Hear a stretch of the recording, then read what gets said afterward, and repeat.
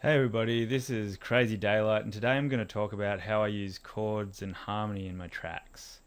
This is the first of a multi-part series on chords, and the aspect that I'm covering today is creating tension and release in music.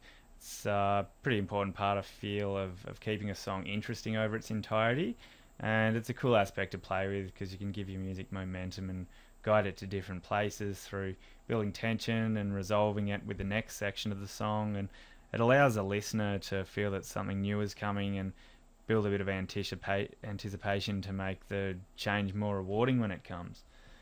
For this edition, I'm taking examples from the same tune that I used for my last tutorial on the Ableton vocoder. If you missed that one, then it's available here on my YouTube channel. Check it out. And the part that I'll use of the track is the chord progression in a build up towards the initial drop. So it sounds like this.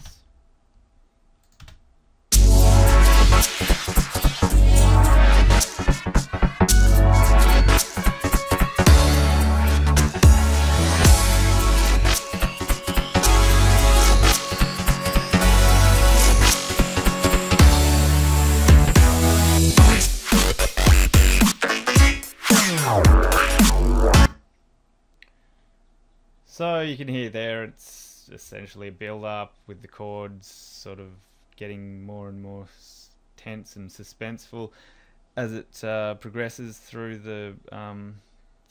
its progression, I guess. I'll just explain quickly for people that are really new to chords a few basics. If you're a bit better with them, you might want to skip ahead just a little bit.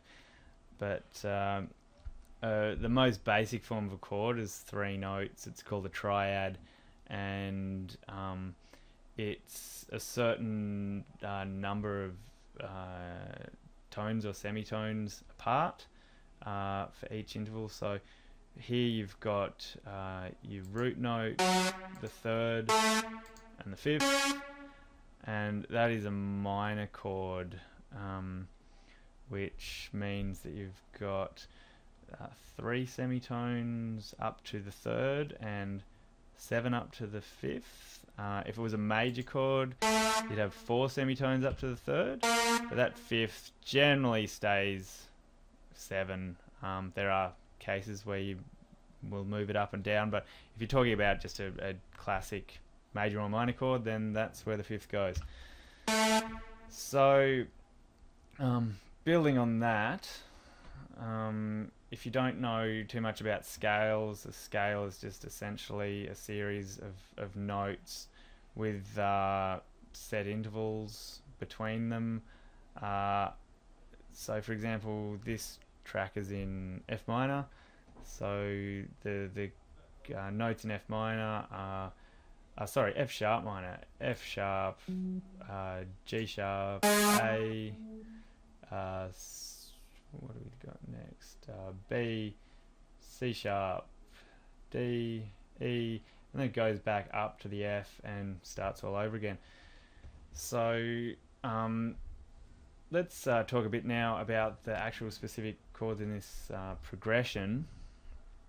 The first one is a F minus 7, which, building on what I was talking about, that triad chord before, it's got a 7th note on top of it, which as we counted through those notes in the scale before, there's 8 of them if you include that 2nd F up the top. So that's the 7th note, therefore it is a 7th chord.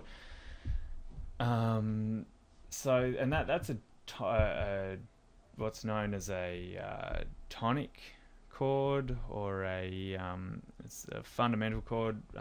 Most music generally is sort of built around that fundamental note in a scale, or the fundamental chord generally starts off the chord progression, and usually it'll resolve out of that progression back into that same chord or note. So that gives you a little bit of a background on chords and scales and that kind of thing. And now let's be a bit more specific to this.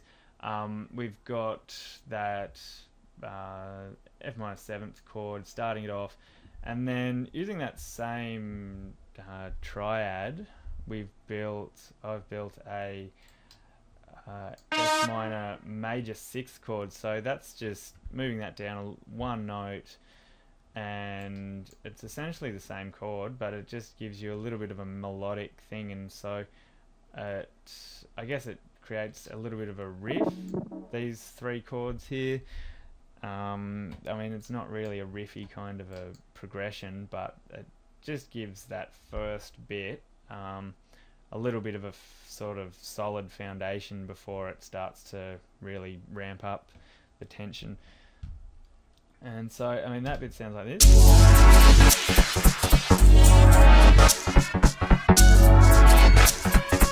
And I think, like, the most interesting part of this progression is the next bit, which is the real sort of tension, like the chord that really gives the tension and makes it want to resolve back to this fundamental chord again, which is the same as that.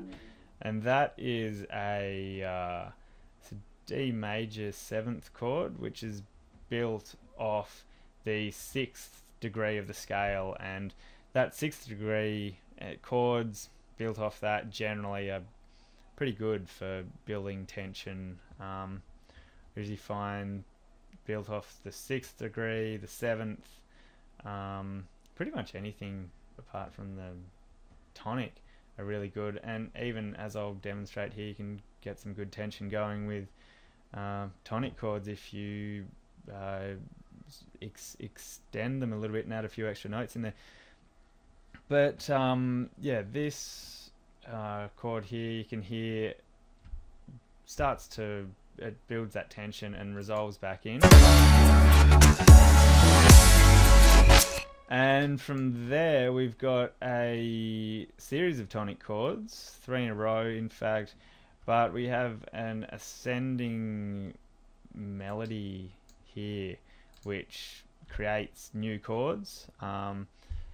Still got the F minor 7th underneath. Then up here we've got a 9th degree of the scale, and that is a 13th. So you got a F minor 9th and an F minor 13 chord there, and it has a nice effect just to keep that tension building.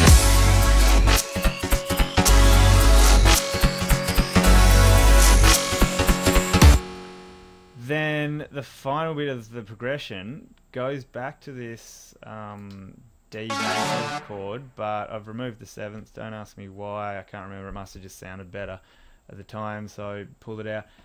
And so that sort of set up this thing, like, you know that there's something coming after this chord. It has a feeling like there's something coming, but instead of just leaving it at that, I've added another tension building chord, which is this E major chord, and that is built off the 7th degree of the scale. And this note that's just below the root note of the scale, in the, like, when it's in context, it always just sounds like it wants to go back up to that note, that root note. So building a chord off that has the same effect, and so that's what I've done. So you kind of get this little tease thing here going on, and then here it just you know, it, I suppose, what's the best way to describe it? I suppose it gives you that tease, but then it just amplifies it a little bit more, makes it a little bit more tense, just so that that drop is really felt. So let's just have one more listen the whole way through.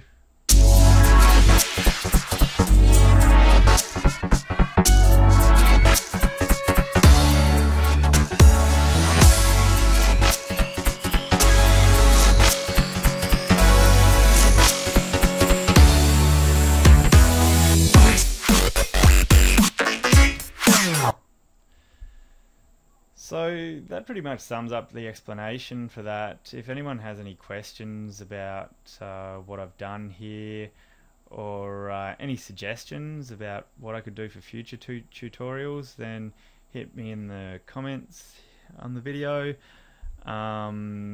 If you want to make sure you get the next addition to the video series, then make sure you subscribe to the YouTube channel. Or if you just like to hear some tunes, then check out my SoundCloud at www.soundcloud.com/crazydaylight.